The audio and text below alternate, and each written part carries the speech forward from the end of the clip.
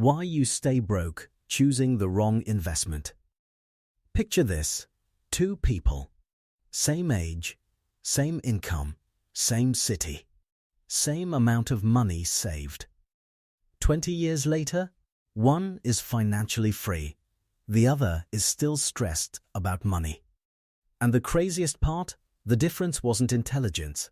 It wasn't hard work. It wasn't even the investment itself. It was whether they actually understood what they were signing up for before they invested. Today, we're settling one of the biggest debates in personal finance: real estate versus stocks. But we're not doing the fake internet version where people cherry-pick numbers to make their favorite investment look unbeatable. We're running the real math, including the costs nobody puts in the thumbnail. And by year 10, one of these investors quietly pulls ahead in a way most people never expect. Because over 20 years, choosing the wrong investment for your personality, your time, and your lifestyle can literally cost you decades of financial freedom. Let's meet David and Ryan. Both are 28 years old.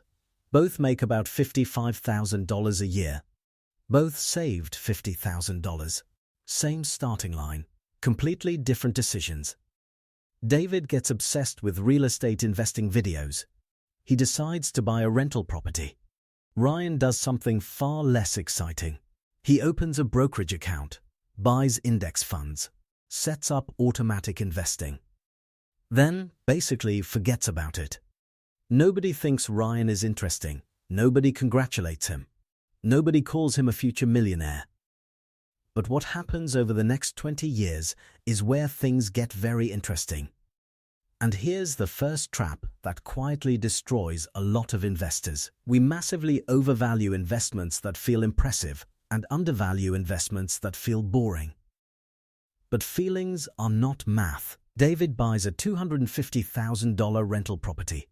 He puts down his $50,000, gets a 30-year mortgage at 7%. Mortgage payment? About $1,330 per month. Then he finds a tenant willing to pay $1,800 monthly. On paper, that looks incredible. Almost $500 per month in profit. David feels like a genius, and honestly, this is where a lot of real estate content stops. But real investing starts after the spreadsheet fantasy ends.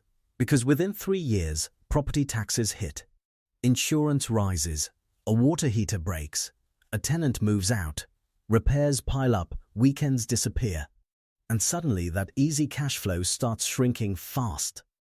Here's the part almost nobody calculates correctly. Your rental property is not just an investment. It's a small business. And businesses demand time. Meanwhile, Ryan is doing almost nothing. His money sits in a total market index fund. He keeps adding $300 every month. That's it. No repairs, no tenants, no phone calls, no emergencies. And psychologically, that's actually harder than it sounds. Because passive investing feels painfully boring in the beginning. There's no property to drive past. No keys, no social status, just numbers slowly compounding in the background. But compounding is weird. In the early years, it feels invisible. Then eventually it starts moving faster than your own contributions, and that's when things change. Now, to be fair, David has something extremely powerful working in his favor: leverage. Ryan used $50,000 to buy $50,000 worth of assets. David used $50,000 to control a $250,000 property. That matters a lot. Because if the property rises in value, David benefits from the appreciation on the full asset, not just his original investment. This is one of the biggest reasons real estate creates so many millionaires. Leverage magnifies growth, but it also magnifies stress. That's the trade-off people conveniently leave out.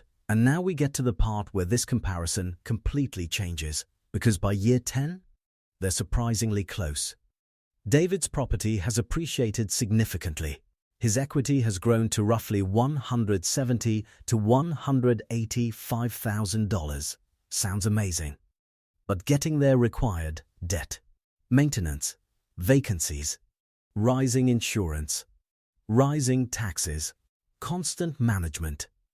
Ryan? Ryan's portfolio is sitting around the exact same range, and he didn't spend 10 years managing a property. This is the critical difference. David worked for his wealth. Ryan waited for his. Neither path is wrong. But they demand completely different lifestyles.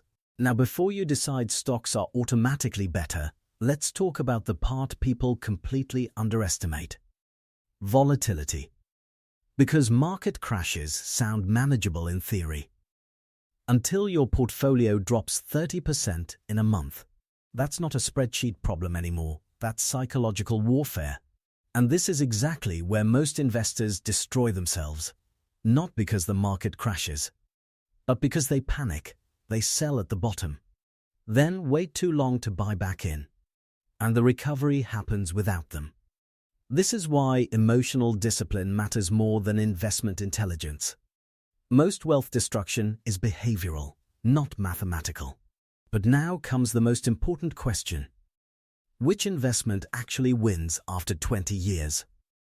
After 2 decades, David's net worth from the property lands somewhere between $400,000 and $500,000. Ryan's index fund portfolio, roughly the same. And here's the crazy part. If Ryan had simply increased his monthly contribution by $200, he likely surpasses David entirely. That's the hidden power of compounding. Tiny increases today create massive differences later. But real estate still has major advantages stocks don't: cash flow, tax benefits, leverage, depreciation, 1031 exchanges, and perhaps the biggest one, you can reduce your own living expenses through house hacking. You cannot live inside your brokerage account. That line alone explains why real estate can completely change someone's financial trajectory, especially early in life. So which investment is actually better? Honestly, that's the wrong question. The real question is, which investment matches your personality, your time, your stress tolerance, and your actual lifestyle? Because real estate is not passive, and the stock market is not emotionally easy. Both can build massive wealth. Both can also destroy people who enter them blindly. Most investors don't fail because they chose the wrong asset. They fail because they misunderstood the demands that asset would place on their life. The investors who usually build the most wealth over a lifetime aren't choosing teams. They use both. They compound consistently in the market. And they buy real estate strategically when the numbers genuinely work. That's the level most people never reach.